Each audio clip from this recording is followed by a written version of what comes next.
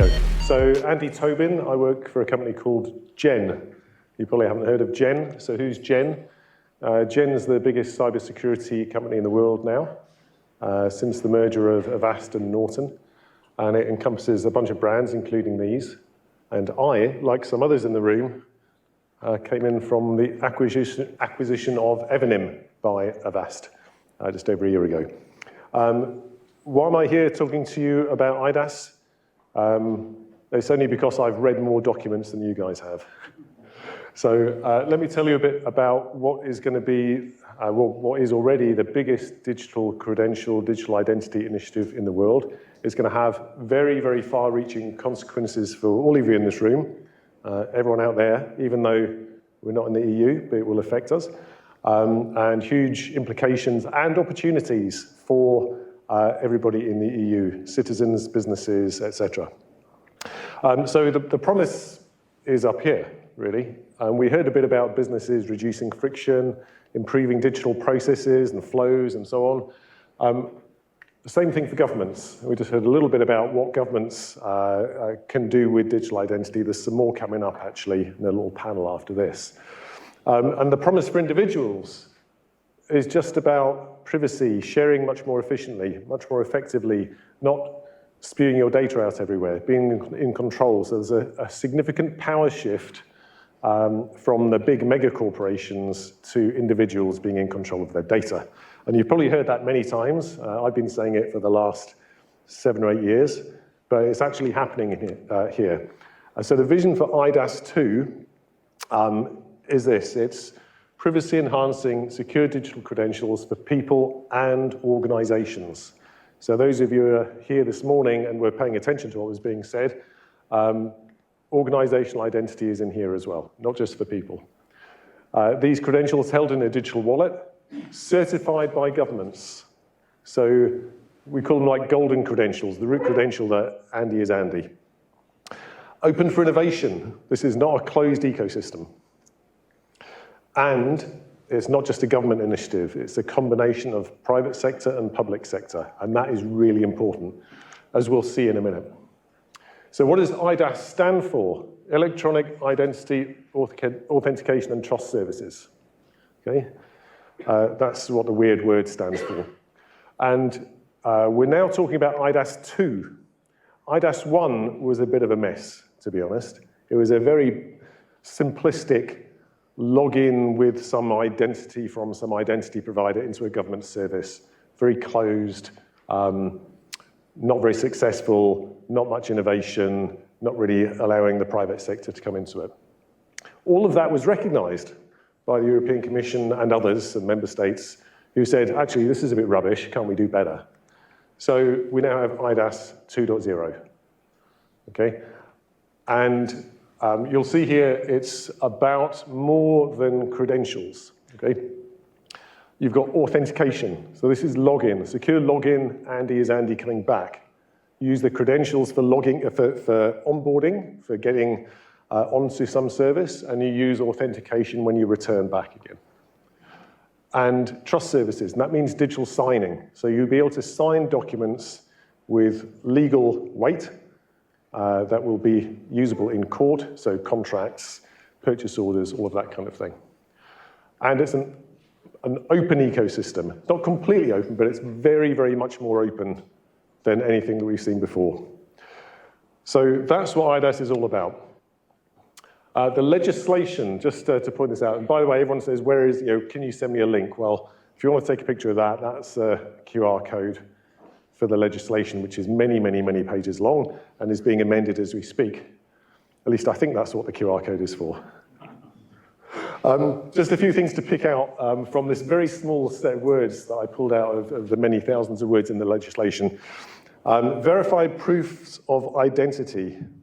It's a shift from the reliance on national digital identity solutions to the provision of electronic attestations of attributes valid at the European level. Right? Electronic attestations of attributes is a really clumsy phrase, and it gets even worse when they call them qualified electronic attestations of attributes. But they're credentials, okay? So these are credentials that will operate throughout Europe across all member states. with legal weight behind them. And just a couple of other bits, European digital identity wallets.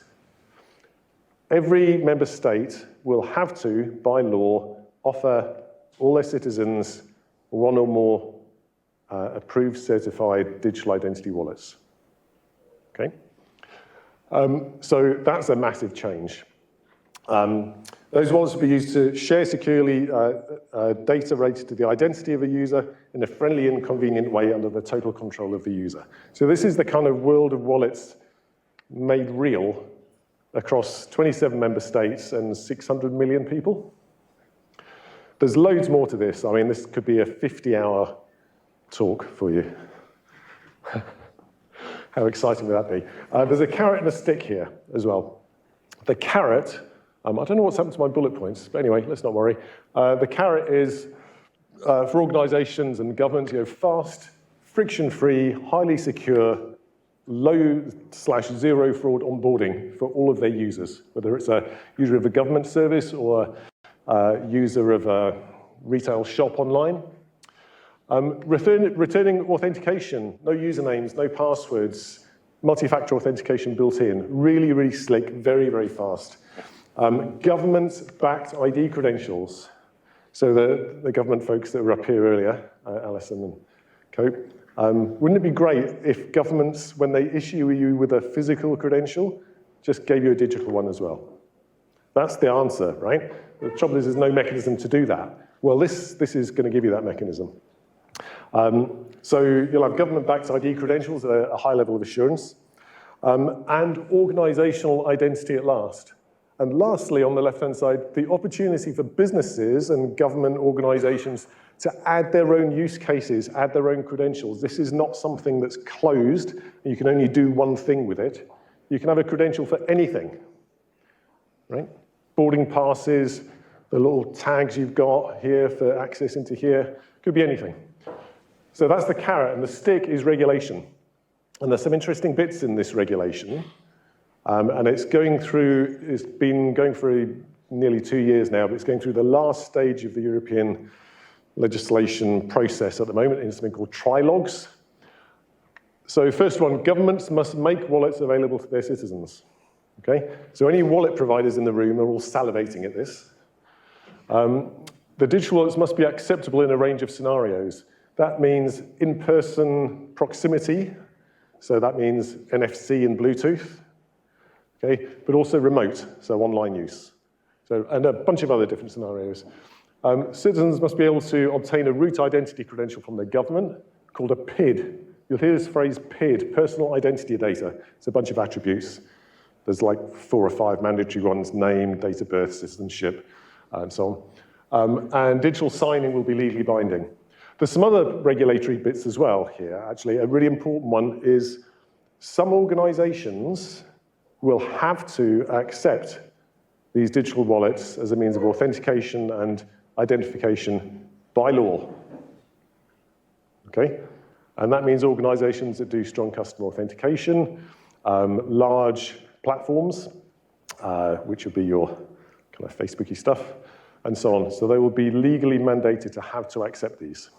So that's going to be interesting. So anyone making credential exchange platforms for organizations will also be salivating here. Here's the timeline. So this is happening now. Right? The legislation's been going along. There's been lots of consultations and on the bottom line here, and this thing called trilogues. It's really arcane and odd how stuff works there. And then into adoption by member states. And I think the latest is that member states will have 24 months in which to implement and start issuing wallets. Okay, that's not very long, I assure you. Having spent years trying to get digital wallets, the first digital wallet to work, it's not very easy. Then there's these large-scale pilots. Those have kicked off. I'll a bit more on that in a minute. And then we've got something called the reference wallet. So the EU is creating an open source wallet that will be the base, code base for any other wallets that are then produced and used by member states and certified by them. So that's open source wallet, and it will have to operate across all member states. And then you can paint it blue and put the Finnish flag on it if you want to, etc. And then at the top here, the guys who are designing the protocols, the technical architecture for this wallet and how it's going to work, that's called the Toolbox team, and that's drawn from people in various different member states. So that's the timeline. There's this thing, how long have I got, by the way? Because I thought I had like 30 minutes, but it's like 5 minutes, right? Okay. So there's a thing called the Architecture Reference Framework. This is the tech spec. It's being written in parallel with the legislation. And that means it's not much fun because the legislation is changing as this is being written and they're trying to keep up and catch up with it. Okay, so this is a very complex parallel operation. And then you've got these large-scale pilots that will be running in parallel and so on. So the Architecture Reference Framework has a bunch of holes in it, okay, that are not yet sorted, but are being sorted at the moment. Some things to note, there are 2 credential protocols.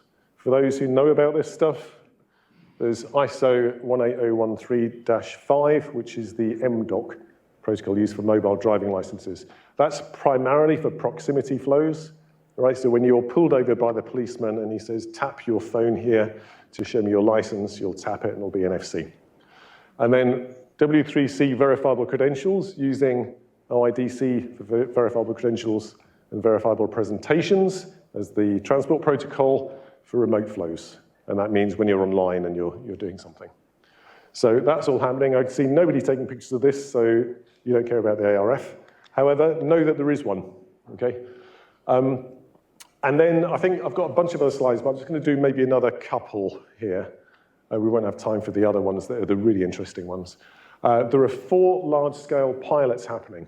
So the European Commission put out a request for bids for funding, 40 million euros available for organizations to run large-scale pilots. And what large-scale pilots mean is pilots that are ready for production if the Commission wants to switch it on, with thousands of people doing real scenarios with these wallets. There's 4 of them. One is EWC, which I set up with the Swedish government, the European Digital Identity Wallet Consortium, that stands for.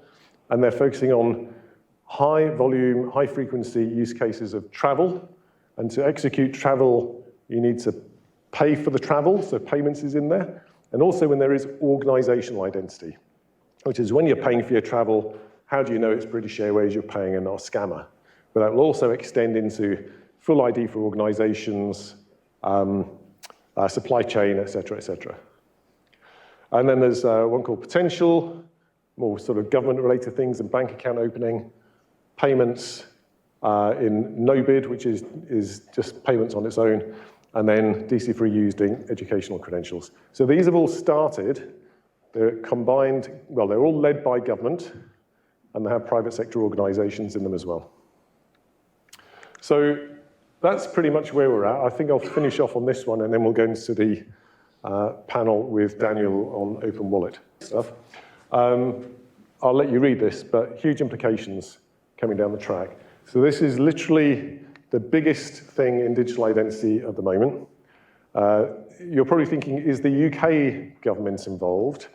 I did invite the UK government, DCMS, now DCIT, into our EWC consortium, and they were very happy to say, yes, please. So that's going through the process at the moment. So they'll be involved to see what's going on.